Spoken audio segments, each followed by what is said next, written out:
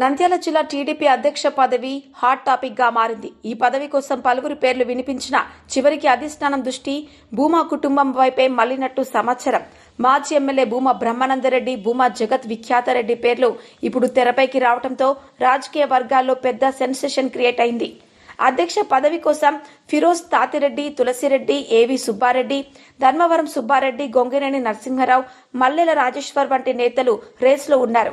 చివరికి వారందరికీ షాక్ ఇచ్చేలా అధిష్టానం భూమా కుటుంబ వారసుల వైపు మొగ్గు చూపుతున్నట్లు చర్చ జరుగుతోంది. రానున్న మున్సిపల్ ఎన్నికల్లో పార్టీపై ఉన్న అసంతృప్తిని తగ్గించాలంటే అందరినీ కలుపుకొని వెళ్లగలిగితే భూమా కుటుంబమే అని అధిష్టానం అంచనా వేసిందని సమాచారం. ఇప్పటికే భూమా అభిమానులు, కార్యకర్తల్లో సంబరాల వాతావరణం నెలకొంది. అన్నదమ్ముల్లో ఎవరికైనా పదవి వస్తే నంద్యాల టీడీపీలో కొత్త ఉత్సాహం రాబోతుందని చర్చించుకుంటున్నారు. ఏదేమైనా మరో వారంలో జిల్లా అధ్యక్ష పదవి అధికారికంగా ప్రకటించే అవకాశం ఉండగా ఆశావాహులకు షాక్, భూమా కుటుంబానికి గెలుపు పండగలా మారనుందా అనేది ఆసక్తి రేపుతోంది. ప్రైవేట్ వ్యక్తులు వస్తే డబ్బులు తొందరగా పెడతారు, తొందరగా కాలేజ్ ఫినిష్ అవుతాయి, తొందరగా స్టూడెంట్స్ కూడా కాలేజీకి వెళ్లే పరిస్థితి ఉంటాయి. కానీ దాని కంట్రోల్ కూడా మళ్ళీ గవర్నమెంటే పెట్టుకునే పరిస్థితి. దానికి ఎందుకు వీళ్ళు ఇంత రాజాంతం చేస్తారో అర్థం కాదు. ఫస్ట్ ఈ సండే మాజీ ఎమ్మెల్యేకి నేను తెలియజేసుకుంటుంది ఏంటంటే, నువ్వు ఫస్ట్ తెలుసుకో, నంద్యాల మెడికల్ కాలేజ్ ఇప్పటికి ఏదైతే సిద్ధాంతంలో నడుస్తుందో, ఏ పద్ధతిలో నడుస్తుందో అదే పద్ధతిలో కూడా రేపు పొద్దున కూడా నడవబోతుంది. ఆటలు చూసాను, ఆయనకి ఇంకా సబ్జెక్ట్ మీద పూర్తి అవగాహన లేనట్టుంది. సండే కాకుండా ఇక్కడ ఎక్కువ టైం స్పెండ్ చేస్తే అసలు ఏం జరుగుతుందో రాష్ట్రంలో ఆయనకు కూడా తెలిసి వచ్చే పరిస్థితి ఉంటుంది. నంద్యాల మెడికల్ కాలేజ్ ని ఎవరు పీపీపీ పద్ధతిలో తీసుకోవట్లేదు. ఏదైతే గత ప్రభుత్వంలో దాదాపు 85%, 90% కి కంప్లీట్ అయ్యి వచ్చిన 5 మెడికల్ కాలేజీలు ఏవైతే ఉన్నాయో అవే పద్ధతిలో నడుచుకోబోతున్నాయి. కొత్తగా ఏవైతే 30% కూడా కన్స్ట్రక్ట్ కాని మెడికల్ కాలేజీలు ఉన్నాయో దాన్ని పీపీపీ విధానంలోకి మనం తీసుకోబోతున్నాం. కారణం, ప్రైవేట్ వ్యక్తులు వస్తే డబ్బులు తొందరగా పెడతారు, తొందరగా కాలేజ్లో ఫినిష్ అవుతాయి, తొందరగా స్టూడెంట్స్ కూడా కాలేజీకి వెళ్లే పరిస్థితి ఉంటుంది. కానీ దాని కంట్రోల్ కూడా మళ్ళీ గవర్నమెంటే పెట్టుకునే పరిస్థితి. దానికి ఎందుకు వీళ్ళు ఇంత రాజాంతం చేస్తున్నారో అర్థం కాదు. ఫస్ట్ ఈ సండే మాజీ ఎమ్మెల్యేకి నేను తెలియజేసుకుంటుంది ఏంటంటే, నువ్వు ఫస్ట్ తెలుసుకో, నంద్యాల మెడికల్ కాలేజ్ ఇప్పటికి ఏదైతే సిద్ధాంతంలో నడుస్తుందో, ఏ పద్ధతిలో నడుస్తుందో అదే పద్ధతిలో కూడా రేపు పొద్దున కూడా నడవ. అందరికీ నా హృదయపూర్వకమైన నమస్కారం తెలియజేసుకుంటున్నాను.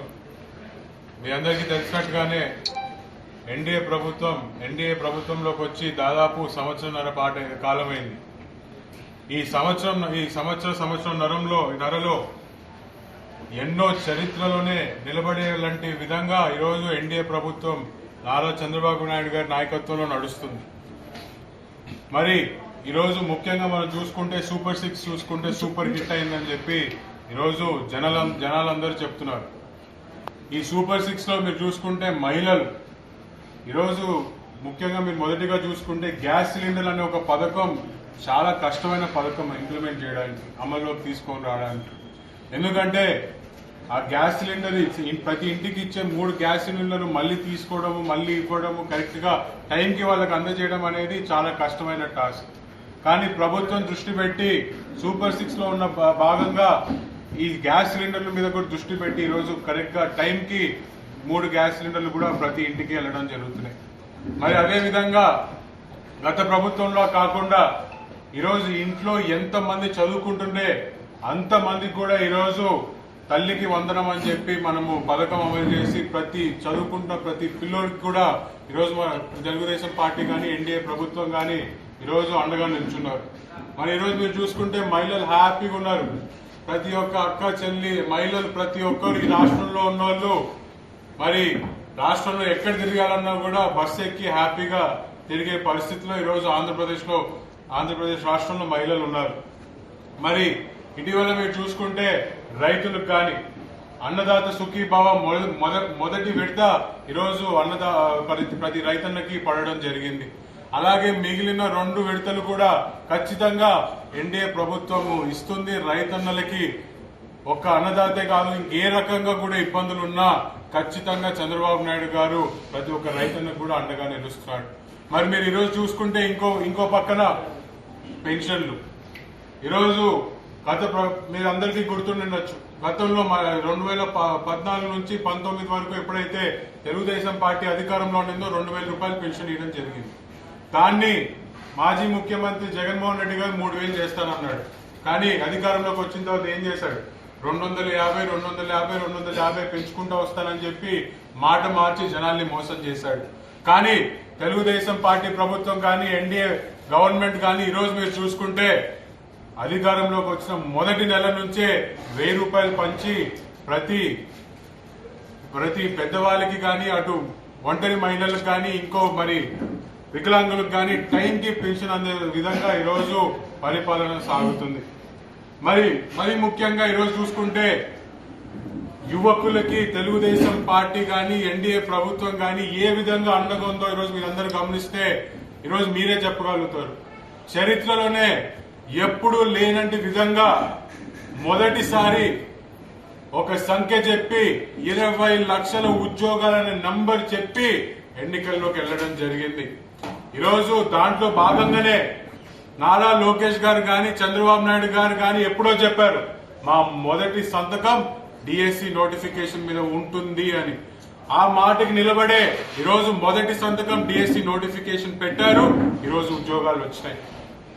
గత 5 సంవత్సరాల్లో జగన్మోహన్ రెడ్డి గారు ముఖ్యమంత్రిగా ఉన్నప్పుడు డిఎస్సి మాట ఎత్తిన దాఖలాలు కూడా లేవని చెప్పి ఒక్కసారి ప్రజలకి గుర్తు చేస్తున్నాను.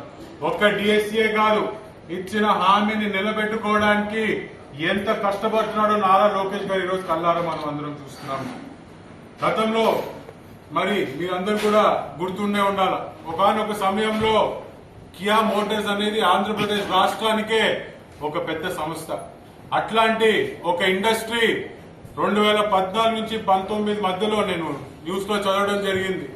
ఇక్కడి నుంచి తమిళనాడుకి ఎక్కడైతే వాళ్ళ సిస్టర్ కంపెనీ హుండై ఉందో అక్కడికి వెళ్లిపోదామని చెప్పి చూసింది. కారణం ఇక్కడ ప్రభుత్వం అనేది ఎక్కడ ఈజ్ ఆఫ్ బిజినెస్ కానీ వాళ్ళకి వెసులుబాటు కానీ ఇక్కడ ఎక్కడ కల్పించట్లేదు కాబట్టి వాళ్ళు వెళ్ళిపోదామని చెప్పి. కానీ ఈ రోజు మన రాష్ట్ర పరిస్థితి ఏంటి? కర్ణాటకలో, తెలంగాణలో ఎక్కడ కూడా సంస్థలు అనేక రంగాల్లో డిఫెన్స్ లో కానివ్వండి, ఎయిర్ ఫోర్స్ లో కానివ్వండి, ఐటీ రంగంలో కానివ్వండి పక్క రాష్ట్రాల నుంచి ఉన్న పెట్టుబడులు తీసుకొచ్చి ఆంధ్రప్రదేశ్ రాష్ట్రంలో పెట్టాలని చెప్పి చూస్తున్నారు. తేడా ఒకసారి మీరే గమనించమని కోరుతున్నాను. ఎన్నో పెద్ద కంపెనీలు ఈరోజు మన రాష్ట్రానికి క్యూ కట్టినాయి. అటు టీసీఎస్ కానివ్వండి, అటు రిలయన్స్ ఇండస్ట్రీస్ కానివ్వండి, ఎల్జీ అయితే శ్రీ సిటీలో ఏకంగా దాని ప్రొడక్షన్ ప్లాంటే ఓపెన్ చేయడం జరుగుతుంది. ఒక్కసారి ప్రొడక్షన్ ప్లాంట్ అనేది ఓపెన్ చేస్తే ఎన్నో రకాలమైన ఉద్యోగాలు ఈరోజు మనం కలిగగలుగుతాం. అటు లేబర్ కానీ, అటు స్కిల్డ్ కానీ, అన్స్కిల్డ్ కానీ, టెక్నికల్ జాబ్స్ కానీ ఎన్నో వస్తాయో ఒకసారి ఆలోచించండి. మరి గతంలో ఇక్కడి నుంచి తరిమేయబడినటువంటి సంస్థలు జాకీ గాని, మరి లూలు మాల్ గాని ఈరోజు తిరిగి మళ్లీ ఆంధ్రప్రదేశ్ రాష్ట్రానికి వస్తున్నాయంటే దానికి కారణం నారా చంద్రబాబు నాయుడు గారి విజన్. ఆ విజన్ తో చేయబడిన, ఆ విజన్ వెనుకలున్న నారా లోకేష్ గారి కష్టం అని చెప్పి కూడా నేను ఈరోజు సంపూర్ణంగా మనసారా తెలియజేసుకుంటున్నాను. మరి ఒక పక్క సంక్షేమము, ఒక పక్క అభివృద్ధి, ఒక పక్క పెట్టుబడులు, మూడు కలిపి ఈరోజు రాష్ట్రాన్ని ముందరికి తీసుకెళ్లే పరిస్థితి. ప్రభుత్వ పాలన ఈ విధంగా సాగుతున్నప్పుడు ఈరోజు వైసీపీ నాయకులు ఈరోజు తప్పుడు ప్రచారాలు చేసి జనాల్ని తప్పుదావ పట్టించే పరిస్థితి. ఈరోజు ఏమంటారు? టీసీఎస్ కి ఎందుకు తక్కువ ధరలో ఈరోజు స్థలం ఇచ్చినామని చెప్పి ప్రధానంగా మాట్లాడతారు. ఈరోజు టీసీఎస్ కి మనము తక్కువ ప్రైస్ కి ల్యాండ్ ఇవ్వడంలో తప్పేంటని నేను ప్రశ్నిస్తున్నాను. ఈరోజు కాస్త కూస్తా ల్యాండ్ ఉంటే ఏం చేసేవాళ్ళు? జగన్ గారి ప్రభుత్వం ఉంటే దాని మీద కూడా అప్పు తీసుకొని వచ్చి మళ్ళీ డబ్బులు పంచేవాళ్ళు, లేదా దాన్ని ఒక డెడ్ అసెట్ గా పక్కన పెట్టేవాళ్ళు. ఇప్పుడు అక్కడ టీసీఎస్ రావడంతో కొన్ని వేల మంది యువకులకి మనం ఉపాధి కల్పించిన వాళ్ళం అవుతాం. కొన్ని వేల మంది యువకుల భవిష్యత్తు తీర్చిదిద్దిన వాళ్ళం మనం అవుతామని చెప్పి చేస్తున్నప్పుడు తప్పేముందని చెప్పి నేను ఈరోజు ప్రశ్నిస్తున్నాను. మరి ఈ జిల్లాలో ఒక యువకుడు ఉన్నాడు. అంటే ఈ జిల్లాలో తక్కువ, రాష్ట్రంలో ఎక్కువ తిరుగుతూ ఉంటాడు ఆయన. నిన్న కాక మొన్న ఆయన మిథున్ రెడ్డి గారిని అరెస్ట్ చేస్తే ఆయనను కలవడానికి వెళ్ళాడు. కలిసి బయటికి వచ్చి చాలా హాస్యాస్పదంగా మాట్లాడినాడు. అంటే చూసేటప్పుడు నవ్వాలనా ఏందో నాకు కూడా అర్థం కాలేదు. ఎట్లా మాట్లాడతాడంటే మిథున్ రెడ్డి గారి ఇమేజ్ పెరిగినందుకు రేపు పొద్దున నారా లోకేష్ గారికి మిథున్ రెడ్డి అడ్డొస్తాడని చెప్పి మిథున్ రెడ్డి గారి మీద ఈరోజు అక్రమ కేసులు పెట్టామని చెప్పి నవ్వుతున్నారు. అసలు నేను నవ్వుకున్నారు జనాలందరూ, నాతో పాటు చూసిన వాళ్ళందరూ కూడా నవ్వుకున్నారు. అసలు నీ స్థాయి ఏంటని నేను ఈరోజు ప్రశ్నిస్తున్నా. నీ స్థాయి లోకేష్ అన్నని ఇంకో నాయకుడికి కంపేర్ చేసే స్థాయి నీకుందా అని చెప్పి ఈరోజు నేను ప్రశ్నిస్తున్నాను. ఇదే సైకో పాలనలో 2014 నుంచి 24 మధ్యలో ఒక సైకో పాలన నడిచింది. కొన్ని వేల మంది తెలుగుదేశం పార్టీ కార్యకర్తల మీద అక్రమంగా కేసులు పెట్టారు. ఈ సోషల్ మీడియాలో ఒక పోస్ట్ పెట్టినందుకు ఆలగడ్డలోనే కొన్ని వందల మంది మీద కేసులు పెట్టినారు. ఈరోజు వాళ్ళ ఆస్తుల మీద పడి దోపిడీ చేస్తున్నారు. ఆయన పాదయాత్ర కదిలొస్తే అడుగడుగున ఈ రకంగా ఇబ్బంది పెట్టినారు. ఈరోజు ఆ రోజు జనాలందరూ చూశారు. కొత్త జియోలు వచ్చినాయి. రాత్రికి జియోలు తీసుకొని వచ్చినారు. పాదయాత్ర జరగకుండా అడుగడుగున పోలీసు వాళ్ళు అడ్డుకుంటారు. కొన్ని పాదయాత్ర సమయంలోనే కొన్ని వేల మంది కార్యకర్తల మీద కేసులు. ఎన్ని కేసులు వేసినా, ఎన్ని రకాలుగా ఇబ్బందులు పెట్టినా ఆ రోజు పాదయాత్ర ఆయన కదిలొచ్చాడు. మాలాంటి ఎంతో మంది కార్యకర్తల మీద కేసులు పడినా, ఆ రోజు ఇబ్బందులు పడిన ప్రతి ఒక్క తెలుగుదేశం పార్టీ కార్యకర్తకి ధైర్యం ఇచ్చే విధంగా ప్రతి అడుగు పాదయాత్ర సాగించాడు ఈ సైకో పాలనలో. తన తండ్రిని వదిలేసి, బిడ్డని భార్యని వదిలేసి ఎన్ని ఇబ్బందులు పడ్డారో కల్లారా ప్రజలందరూ చూశారు. ఈ రోజు ఆయన ఒక్కడు ఏకతాటిగా నిలిచినందుకు యావత్ తెలుగుదేశం పార్టీ కార్యకర్తలు ఎక్కడున్నా ఒకటే ఆయన కష్టాన్ని చూసి పనిచేశారు. అట్లాంటి నాయకుడితో ఇంకో నాయకుడిని పోల్చే అర్హత కూడా మీకు లేదని చెప్పి నేను తెలియజేస్తున్నాను. మరి ఈ రోజు ఆంధ్రప్రదేశ్ ఒక స్టేట్, రైజింగ్ స్టేట్ ఆఫ్ ఇండియాగా ఉందంటే దానికి కారణం నారా లోకేష్ గారు. ఈరోజు మీరు స్నానం చేయకుండా డావోస్ కి పోయింటారేమో, చలి ఎక్కువ ఉందని డావోస్ కి పోకుండా ఉండింటారేమో, కానీ లోకేష్ అన్న ఒక డావోస్ కే కాదు, ఎక్కడ ఆపర్చునిటీ కనిపిస్తే అక్కడికి వెళ్లి ఈరోజు ఆంధ్రప్రదేశ్ రాష్ట్రానికి పెట్టుబడిని తీసుకొని వచ్చిన ఘనత నారా లోకేష్ గారిది. మరి మొన్నటికి మొన్న మీరందరూ చూసుంటారు, నేపాల్లో మన తెలుగు జనాలు ఎంతో మంది ఇరుక్కొని ఉండినారు, ఇబ్బంది పడుతున్నారు. ఆయన సభని క్యాన్సిల్ చేసుకొని, స్పీచ్ ని క్యాన్సిల్ చేసుకొని ఒక కమాండ్ సెంటర్ లో కూర్చొని ఏ విధంగా ప్రతి ఒక్క తెలుగు వాడు మళ్ళీ మన రాష్ట్రానికి వచ్చేంత వరకు నిద్రపోకుండా ఫ్లైట్ లేసి మరి ఆయన మానిటర్ చేస్తూ ఈరోజు చూసుకున్న మనసున్న నాయకుడు నారా లోకేష్ గారు. అట్లాంటి నాయకుడితో మీరు ఇంకో నాయకుడిని పోల్చే మీ పార్టీలో కాదు కదా, ఈ దేశంలోనే ఏ నాయకుడు ఉండినాడు అట్లాంటి నాయకుడు. దయచేసి ఇంకోటి మాట మాట్లాడుతూ అసలు తెలుగుదేశం పార్టీ జనాలకి ఏం చేసిందని చెప్పి ఒక ప్రశ్న అడిగాడు. అక్కడ మీలాంటి మరి పత్రికా సోదరులు మీకంటే మెరుగుకిచ్చినారు కదా పథకాలు అని చెప్పి అంటే ఎవడబ్బా సొత్తు అంటాడు. అంటే ఇప్పటికి కూడా మీరు మీ భాషను కానీ మీ ప్రవర్తన కానీ మార్చలేదు. ఎవడబ్బా సొత్తు అని చెప్పి కొన్ని వందల కోట్లు వెళ్ళి వైజాగ్ లో మీరు ఖర్చు పెట్టి భవనాలు కట్టారు. ఎవడబ్బా సొత్తు అని చెప్పి కోట్లు పెట్టి బాత్రూమ్లు కట్టించుకున్నారు. ఎవడబ్బా సొత్తు అని చెప్పి మీరు ఆడుదాం ఆంధ్ర అని చెప్పి కొన్ని వందల కోట్లు జనాల డబ్బులతో స్కామ్ చేస్తున్నారు. ఎవడబ్బా సొత్తు ఇదంతా? 100 కోట్ల స్కామ్, 100 కోట్లు మరి ఆడుదాం ఆంధ్రాకు ఆ రోజు బడ్జెట్ అలోకేట్ చేస్తే ఆ 100 కోట్లు కూడా సరిపోదని చెప్పి మళ్ళీ స్టేట్ ఫండ్స్ లో చిల్లు పెట్టినారు. ఆడుదాం ఆంధ్రాలో ఏం జరిగింది? 100 రూపాయల బ్యాట్ ఉందనుకోండి, ఉదాహరణకి 400 రూపాయలు చూపిస్తారు. ఆ 100 రూపాయల బ్యాట్ 4 బాల్ ఆడంగానే బ్యాట్ ఇరిగిపోతుంది. ఆ బట్టలు ఒకసారి వేసుకుంటే ఇంకోసారి వేసుకునే పరిస్థితి లేదు. ఇవన్నిటికంటే పెద్ద జోక్ ఏంటంటే ఆడుదాం ఆంధ్ర అనే కాన్సెప్ట్ ఎందుకు వచ్చిందండి? చిన్న ఊర్లలో పల్లెలలో ఎవరైనా స్పోర్ట్స్ లో బాగా ఎంకరేజ్ చేయాలని చెప్పి వాళ్ళని పైకి తీసుకొచ్చాలని చెప్పి ఆడుదాం ఆంధ్ర. కానీ జరిగింది ఏంటి? వైసీపీ కార్యకర్తలు వాళ్ళ పిల్లలు వాళ్ళు టీములు ఫామ్ చేసుకొని ఎందుకు ఇదే బైరెడ్డి సిద్ధార్థ్ రెడ్డి గారి ముచ్చుమరి గ్రామంలో ఈ రోజు వేరే వాళ్ళ ఎవరో టీం గెలిచిందని కొట్లాట పెట్టుకుని వైసీపీ నాయకులకి కప్పిప్పించుకున్నారు. ఇంకా మాత్రం సంబరానికి ఆడుదాం ఆంధ్ర ఎందుకు? ఇంత పెద్ద డ్రామా ఎందుకు? ఈరోజు అక్రమ కేసుల గురించి వీళ్ళు మాట్లాడుతున్నారు. అక్రమ కేసులు అంటే 2014 నుంచి 19లో చూశాను. నోరు తెరిస్తే ఒక కేసు, బయటికి అడుగు పెడితే ఒక కేసు. ఓ ధర్నా చేస్తే 4 కేసులు. అదే అక్రమ కేసులు. అది మీ అదృష్టమో మా దురదృష్టమో తెలియదు కానీ ఇప్పటికి కూడా మా నాయకులు మీ మీద దృష్టి పెట్టకుండా ఉన్నారు.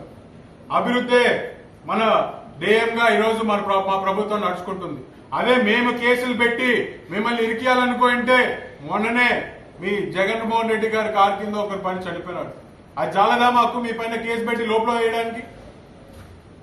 కొన్ని మీరు బయటికి వచ్చి ఎవడబ్బా సొత్తోనే మాట్లాడే క్షణం కూడా మీకు ఉండేది కాదు ఒకవేళ మేము కనుక మీలాగా ప్రవర్తించుంటే.